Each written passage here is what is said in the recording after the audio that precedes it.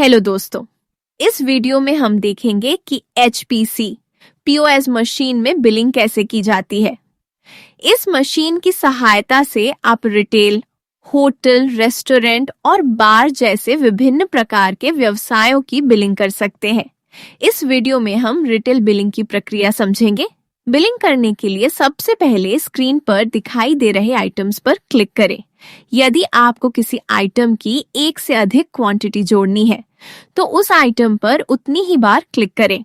उदाहरण के लिए, यदि आपको किसी आइटम की 5 क्वांटिटी जोड़नी है, तो उस आइटम पर 5 बार क्लिक करें।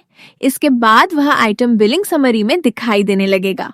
आप बिलिंग समरी से किसी भी आइटम की क्वांटिटी बढ़ा या घटा सकते हैं। यदि आपको किसी आइटम की अधिक मात्रा जोड़नी है, तो उस आइटम पर क्लिक करके आवश्यक क्वांटिटी दर्ज करें।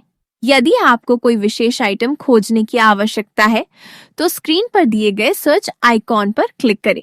यहाँ आप आइटम नेम, आइटम आईडी या किसी कीवर्ड की सहायता से आइटम खोज सकते हैं। उदाहरण के लिए, यदि आपको डिटर्जेंट पाउडर खोजना है, तो सर्च बार में DP टाइप करके संबंधित आइटम खोज सकते हैं और उसे बिलिंग समरी में जोड़ सकते हैं। सभी आवश्यक आइटम बिलिंग समरी में जोड़ने के बाद प्रिंट बिल बटन पर क्लिक करें। इसके बाद स्क्रीन पर एक नई विंडो खुलेगी, जिसमें आपको बिल की पूरी जानकारी दिखाई देगी, जैसे सब total, general discount, tax amount, round of amount आदि। यदि आप चाहते हैं कि यह विंडो दिखाई न दे और प्रिंट बिल बटन दबाते ही बिल सीधे प्रिंट हो जाए, तो सेटिंग्स में जाकर इस विकल्प को ऑफ कर सकते हैं। इसी स्क्रीन पर आप ग्राहक का नाम भी जोड़ सकते हैं। ग्राहक का नाम जोड़ने के बाद प्रिंट बिल बटन पर क्लिक करें। आपका बिल तुरंत प्रिंट हो जाएगा। प्रिंट किए गए बिल पर general discount, tax amount, round of amount आदि सभी विवरण दिखाई देंगे। इसके बाद स्क्रीन पर पेमेंट मोड का विकल्प दिखाई देगा, जहां आप कैश, फोन पे, गूगल पे या अन्य उपलब्ध भुगतान माध्यम का चयन कर सकते हैं।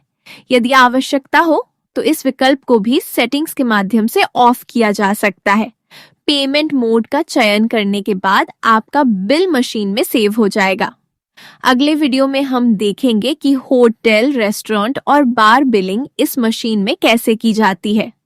धन्यवाद।